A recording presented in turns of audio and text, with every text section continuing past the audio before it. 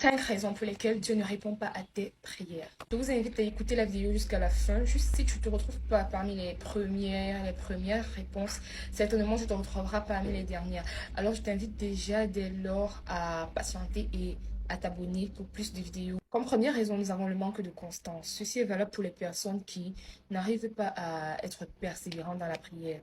Elles commencent à prier lundi, mardi, elles sont toujours là, mercredi, ça commence déjà à diminuer. On commence à dire que non, on procrastine déjà là. Ça, c'est vrai pour ces personnes-là. De telle sorte que jeudi, il n'y a plus de prière, vendredi, il n'y a plus de prière.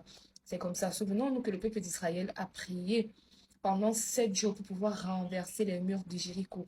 Alors, si toi, tu ne te décides pas dans ta vie à renverser les murs qui sont dans ta vie, ça ne va pas aller. Deuxièmement, faisons part à Dieu de nos besoins et non de nos envies.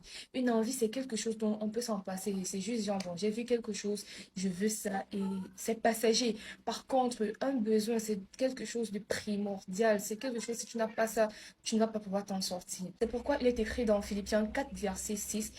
Ne vous inquiétez de rien, mais faites connaître à Dieu vos besoins par des prières, des supplications et des actions de grâce. Troisièmement, quelle est la part de Dieu dans ce que tu demandes? Tu peux demander à Dieu que tu veux de l'argent, tu veux de l'argent, tu veux beaucoup d'argent, je vais même dire. Mais à quoi cet argent va te servir? Est-ce que tu vas utiliser cet argent pour aller aider les enfants qui sont dans les orphelinats, qui n'ont pas de vêtements? Est-ce que tu vas utiliser cet argent pour aller dans les prisons, donner à ceux qui n'en ont pas? Est-ce que ce sera pour faire ce genre de choses?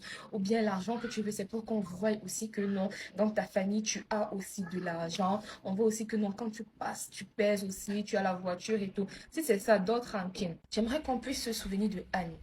Anne qui avait prié pour avoir un enfant. Elle a prié l'Éternel, prié. Mais Dieu n'a pas fait. Dieu n'a pas exaucé. C'est quand elle a changé sa façon de prier. C'est là que Dieu lui a accordé un enfant. Lorsqu'elle a dit à Dieu que l'enfant que j'aurai, je te le consacrerai. C'est là que Dieu a trouvé grâce. Elle a trouvé grâce aux yeux de l'Éternel, pardon, et Dieu a accompli. Quatrième raison, dans Marc 11, 24, il est écrit: c'est pourquoi je vous dis, tout ce que vous demanderez en priant, croyez que vous l'avez reçu et vous le verrez s'accomplir. C'est pourquoi nous devons avoir la foi lorsqu'on prie. Raison numéro 5, il ne dira pas toujours oui, oui, oui à tout ce que nous demandons. C'est pourquoi cherchons plutôt à connaître sa volonté pour nous et prions pour cette volonté-là.